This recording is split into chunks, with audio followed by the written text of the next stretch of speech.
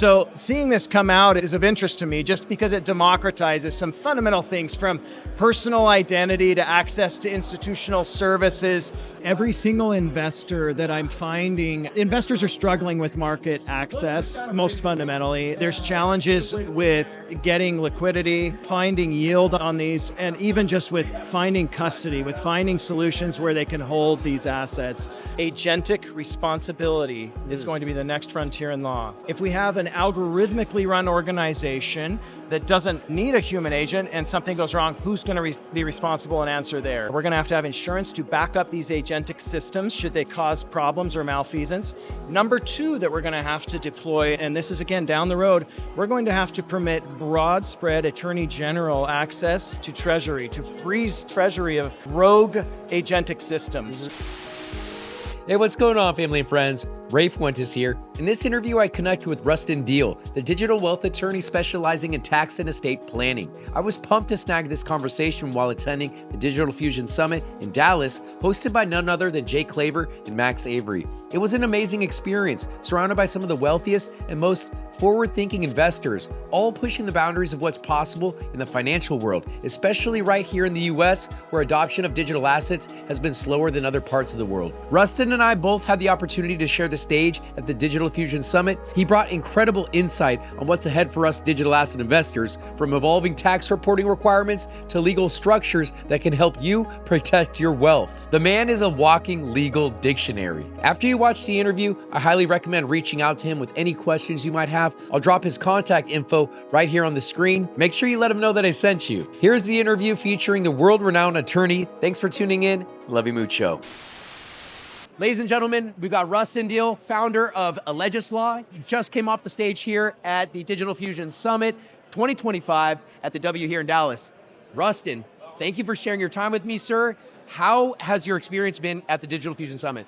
It's been fantastic. We get to aggregate so many different people from different backgrounds here, all kinds of regulators, all kinds of entrepreneurs, professionals, and they bring their knowledge together. We find new solutions to problems. It's a great place to be. You've been finding new solutions for problems for quite some time, leading the helm for all things that intersect tax and crypto. Do you mind talking about your expertise and your passion for this sector? First, I have a background interest in economics, and I see this as the rollout of an entirely new economic system.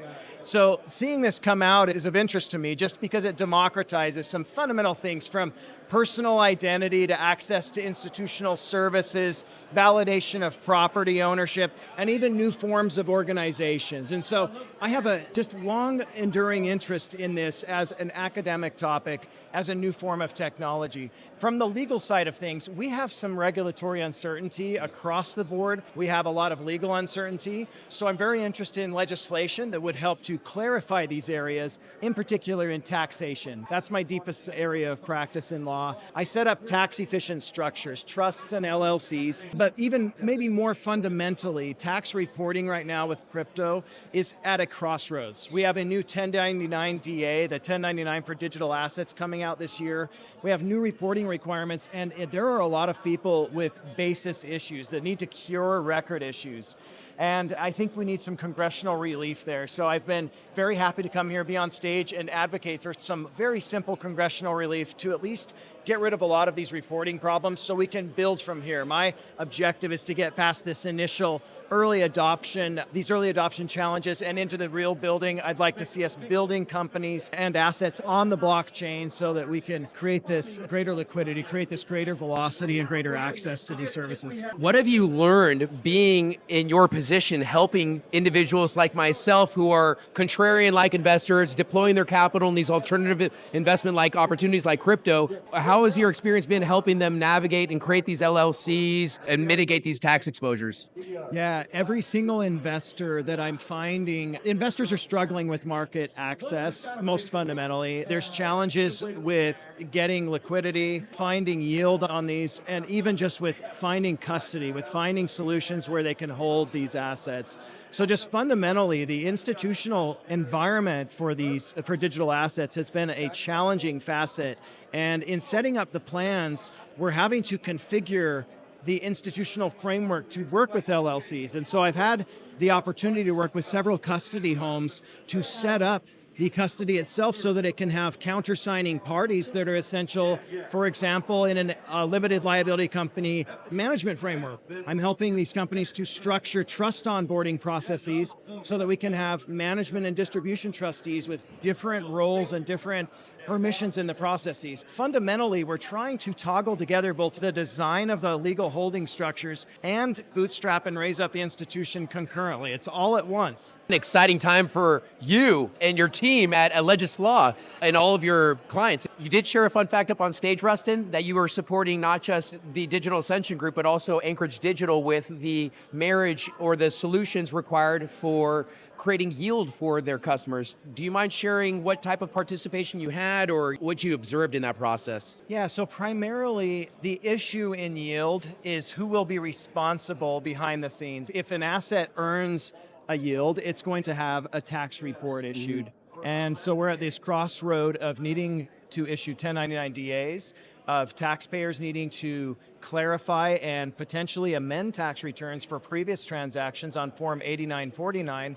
And so my work with Digital Ascension Group, my work with Anchorage has primarily been on ensuring that we have clear lines of authority on these accounts, that we have clearly designated managers, clearly designated authorized parties and countersigners, so that we can have a clear line of authority on who is going to be the responsible party for tax filings, who's going to be a partnership representative in that case, or who is going to be standing in front of whatever liquidity group, whatever DAO is investing assets and answering for that group, be whatever the case is. So in setting up these things, one thing that I've noticed that has been a particular challenge across the board has been taxation. And some of the rules in taxation you'll find are contradictory actually to the securities laws, to the tax laws, and even to banking laws, especially when we define these new yield pools, especially partnership rules can cause a lot of contradictory legal positions to be taken. So in structuring these kinds of groups, I've been finding once again that decentralized autonomous organizations are an excellent mechanism for removing some of the lines of authority that can implicate either security or tax rules and vesting those in a separate party. So in creating new types of organizations, new types of structures for the blockchain world, we're really finding we're having to get back to first principles of who's in charge, who's going to answer for this, and who ultimately has the beneficial rights for the yield. And creating those parties has been the heart of the challenge all across. I'm sure any challenges that you come across, you're going to overcome them, and you and the team at Allegis Law are going to knock it out of the park as you've been doing so. Any final thoughts or closing comments that you may have shared or wanted to share up on stage? Yeah, as fundamental as it may be, the question of agency and responsibility of parties involved, as fundamental and simple as that may seem, that is going to be the next frontier in law. Agentic responsibility is going to be the next frontier in law. The current jurisprudence on agency does not allow for a machine agent to step forward and take ultimate responsibility. So for the blockchain to really move forward, one thing I would note, we're starting to see bankruptcy jurisprudence. There was the Hector DAO bankruptcy that permitted landmark change in bankruptcy jurisprudence to permit a foreign company to answer as the responsible party in a U.S. bankruptcy. There have been other cases, Van Loon, that have come out and again questioned who the fundamental parties to transactions are. So we are going to be seeing new forms of agency law emerge as we have new forms of cooperative organizations come out. Who is to be blamed if it is a group decision? If this is, say, artificial intelligence, where we have group decision-making, like voting, who's responsible? Who's the agent there? That needs to be answered because we're trying to create new types of organizations that don't have agents. If we have an algorithmically run organization that doesn't need a human agent and something goes wrong, who's going to be responsible and answer there? Yeah. And I think the 2 points that I would make on where law is going to need to go and where jurisprudence will need to go as far as agentic laws go, number one, we're going to have to partially answer with private solutions in the insurance industry. We're going to have insurance to back up these agentic systems should they cause problems or malfeasance. Number two that we're going to have to deploy, and this is again down the road, we're going to have to permit broad spread Attorney General access to Treasury, to freeze Treasury of rogue agentic systems where we have for example, taken protocol tokens and governance tokens, invested them into a artificially intelligent agentic system or into a crowd.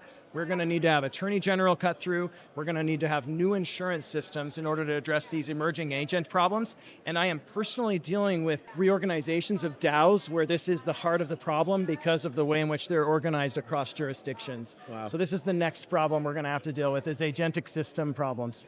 You're going to need to rebrand Allegis to the Terminator Group or the Terminator Tax Group. Hey, Rustin, it's been quite the pleasure and privilege to brush elbows with you, to conversate and just learn from you, because you are a very exceptional human being. Your lovely wife should be very proud of you in the background. But just want to say thank you very much, and I hope you have a great rest of your time in Dallas, sir. Thanks so much, Ray.